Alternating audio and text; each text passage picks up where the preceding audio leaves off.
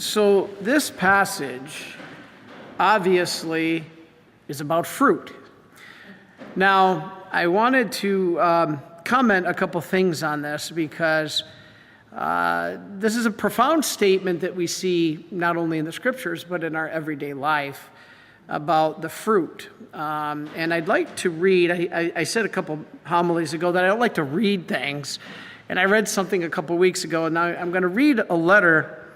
It's just one page, but I want to read, this is something written by Father Jason Lewis that I would like to read because I've gotten a lot of criticism, and in some way understandably so, about me taking a pilgrimage to Poland, to Prague, and to Medjugorje. And I'd like to take this opportunity to talk about that because I think it directly relates to fruit.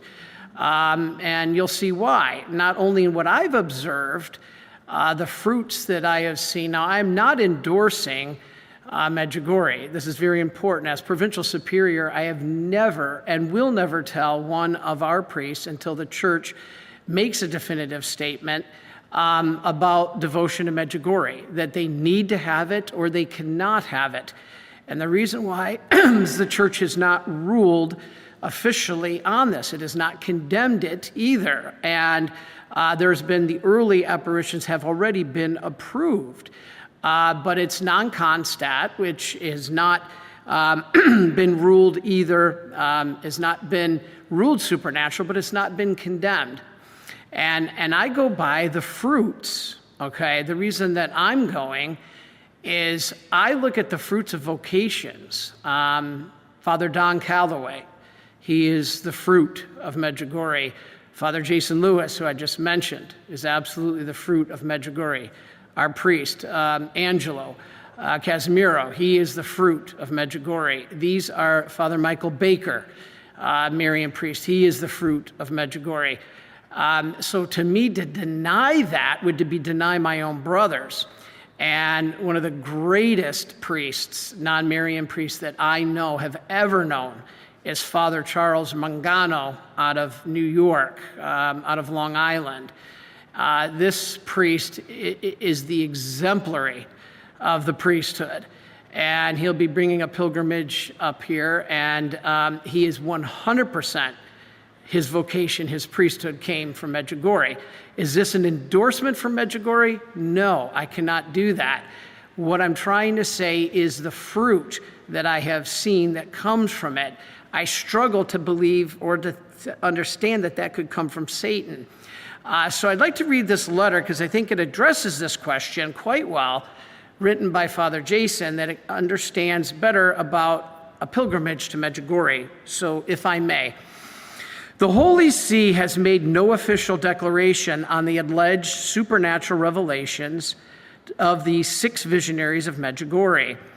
That means it has not declared the revelations are either of supernatural origin or not of supernatural origin. Now remember, they approved the first week of apparitions, the church has. Authority over the ongoing evaluation of the alleged revelations, as well as the pastoral care of the parish, which is St. James, in Medjugorje, are now directly under the authority of the Holy See. This is unprecedented, never happened before. This means it is not condemned. So please, all of you that are dragging us Marians through the mud saying we're promoting something that's been condemned, that is not true. First of all, it's not been condemned. And secondly, just going on a pilgrimage does not mean we are endorsing it as 100% supernatural. The reason why is the church has said pilgrimages can go there. I'll read this in a minute. Authority of any local bishop or national or regional committee of bishops, authority of a local bishop or national or regional committee of bishops has been removed. It's all been removed. All authority of any local bishop, national or regional committee of bishops has been removed. For the first time in the history of the church, the Holy See intervened and assumed jurisdiction over this alleged apparition site. Notice I say alleged. Through the initiative of Pope Benedict XVI, a commission was established in 2010 to investigate the happenings of Medjugorje. It was chaired by Cardinal Camillo Ruini and consisted of 5 other cardinals, 5 theologians, 2 psychologists, an anthropologist, a canonist, and the speaker of the cause of the saints, and an official from the CDF, which is now the Dicastery, the Congregation of the Doctrine of the Faith. On May 11th, 2019, Pope Francis authorized, now this is the part I'd like you to hear, please. On May 11, 2019, Pope Francis authorized the organization of pilgrimages to Medjugorje, permitting dioceses and clerics, that's me, to visit the site and guide pilgrims.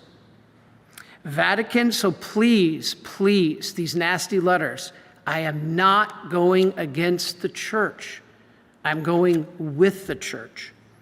Vatican's statement added that due to the high volume of pilgrims to Medjugorje and the abundant, listen to this part, ties to the gospel, and the, quote, abundant fruits of grace that flow from it.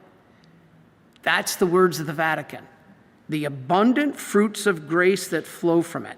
Just because it's supernatural or not does not mean there can't be fruits and grace. Does not have to be declared supernatural to see that there's fruits and grace.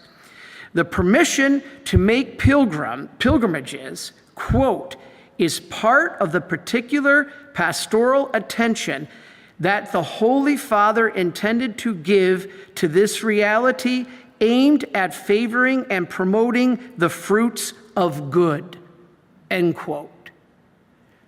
The Holy Father himself said there is good fruit.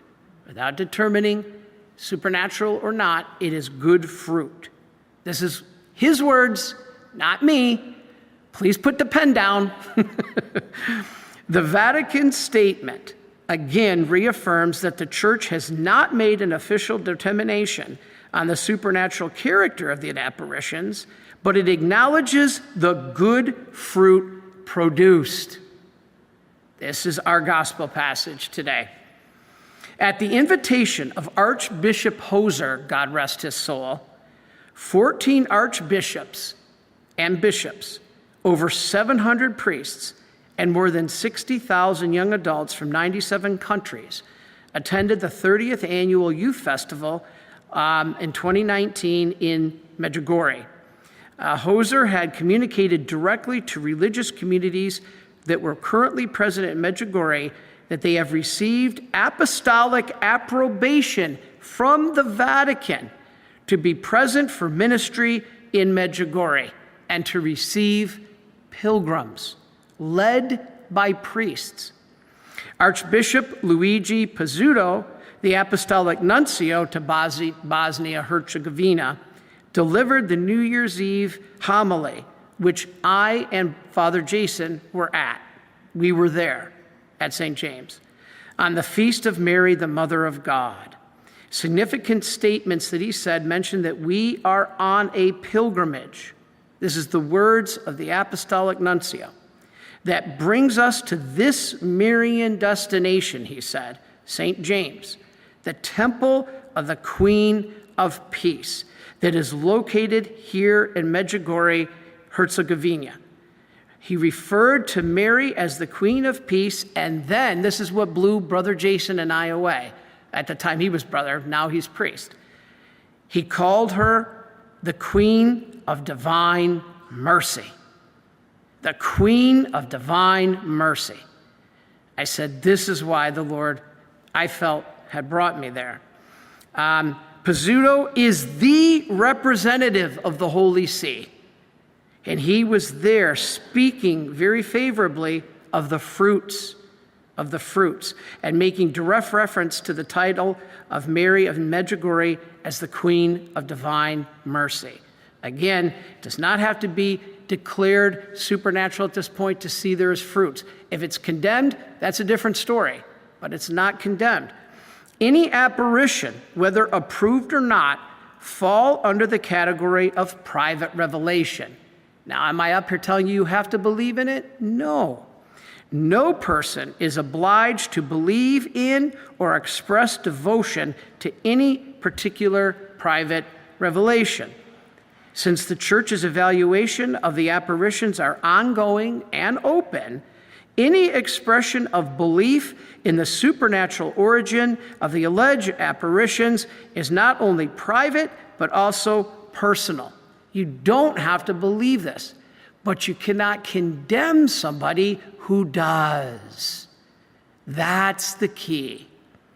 The church does not forbid express devotion of faith in apparition sites that have not been officially recognized. That's Medjugorje. The apparitions of Medjugorje have not been to be determined to be of supernatural origin, as I have said.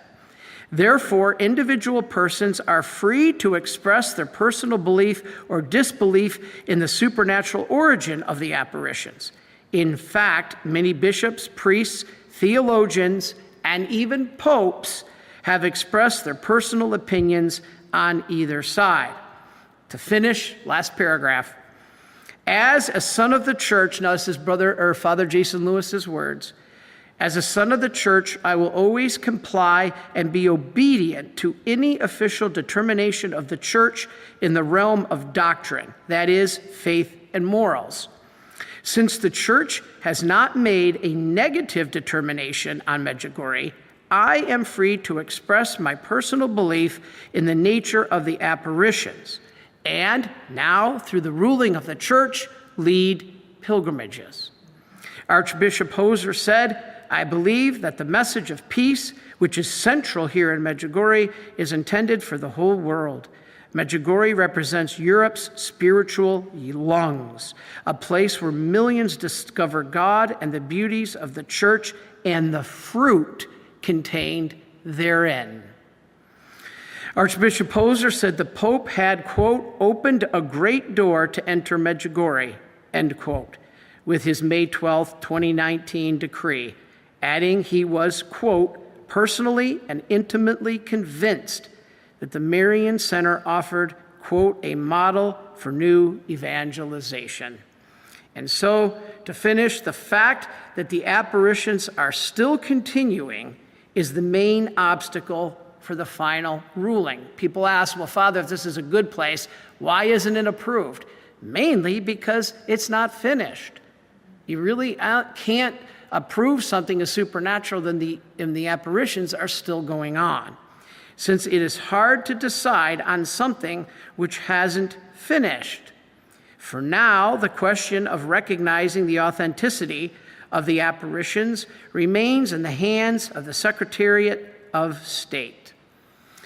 Archbishop Hoser said he hoped more priests will come. Now, this is the representative of the Holy See, saying he hoped more priests will come to provide sacraments and catechesis training in Medjugorje. I went there before, and I was in the confessional, and when I came out of the confessional, I had one of the most profound pastoral moments of my entire priesthood.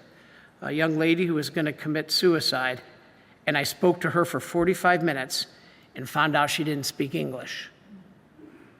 I was talking to her in English, and at the end of the conversation, I said how beautiful English she spoke. She was from Ukraine. And she said, Father, I don't speak English. I only speak Ukrainian. And I said, well, you're speaking to me in English. She said, no, Father, you're speaking to me in Ukrainian. That sold me on the fruits of Medjugorje. Here's a lady who's going to take her life, and just the literal week earlier, Father Jason and I had finished our book called After Suicide. There's hope for them in you, and to help her pastorally as best I could to overcome her desire to take her own life. It was only 45 minutes, but the entire conversation, she heard me in Ukrainian, and I heard her in English. I don't speak Ukrainian, she didn't speak English. To me, that's fruit. That's fruit. Am I endorsing this? Am I declaring it supernatural? Please don't write me hate-filled letters. I am not declaring this supernatural. I'm just declaring it fruit. I've seen it, I've experienced it, I've lived it. And so this letter written by Father Jason Lewis, I hope helps to shed some light on why I'm not condemning our Marian priests from going on pilgrimage to Medjugorje. We pray that the church will clarify this in the future, and if they say it is condemned, you'll never see us lead another pilgrimage. So God bless you, and I hope that that explains a little bit more about the fruit. God bless you.